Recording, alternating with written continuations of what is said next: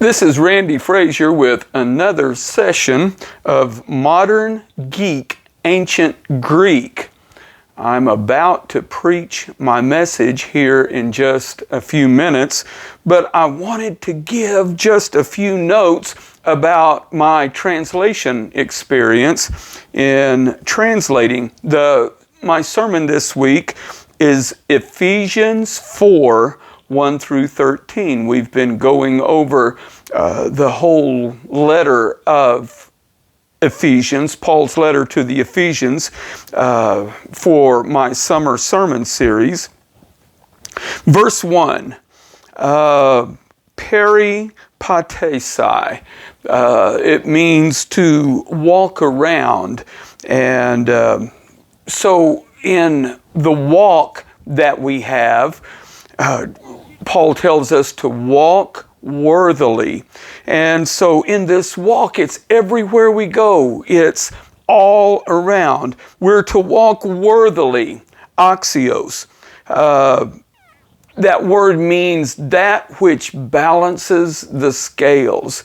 So as we're walking worthily, we're doing whatever we have to do to balance the scales so that the Lord Jesus Christ is glorified. We're to walk worthily of the Lord. In verse 2, there's a long word, tapenophrosunes, and it's two parts. Tapeno means low or lowly, which we would translate humble.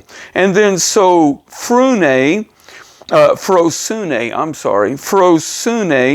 is the state of one's mind. So the word is a lowly state of one's mind, or a humble state of one's mind. So I translated it humble-mindedness, which kind of is coining a term, but that was the only way that I could find to describe the fullness of what this word means. In verse 3, if Larry the Cable Guy were translating spudazzo,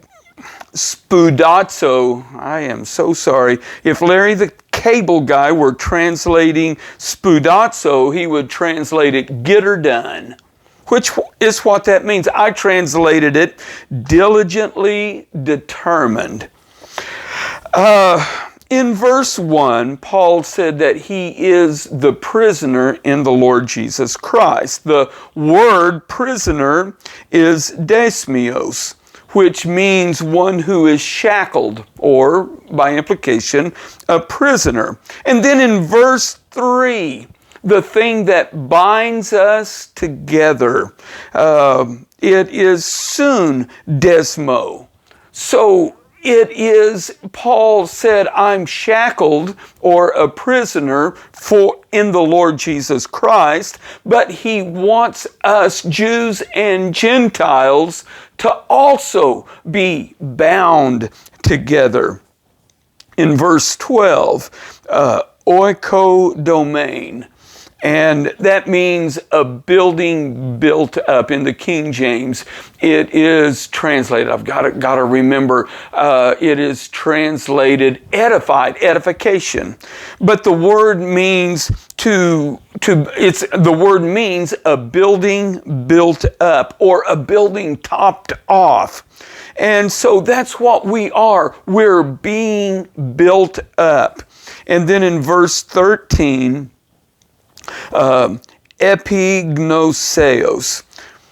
Now, gnosis is knowledge, and so an epignoseos, or an epi-knowledge, means a thorough, full knowledge. That's according to Liddell and Scott.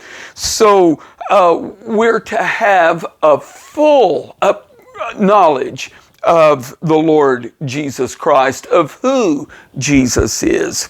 So those are just some notes that I thought were very interesting whenever I was translating Ephesians 4, 1 through 13. I'm about to get ready to preach it. Thanks. Bye.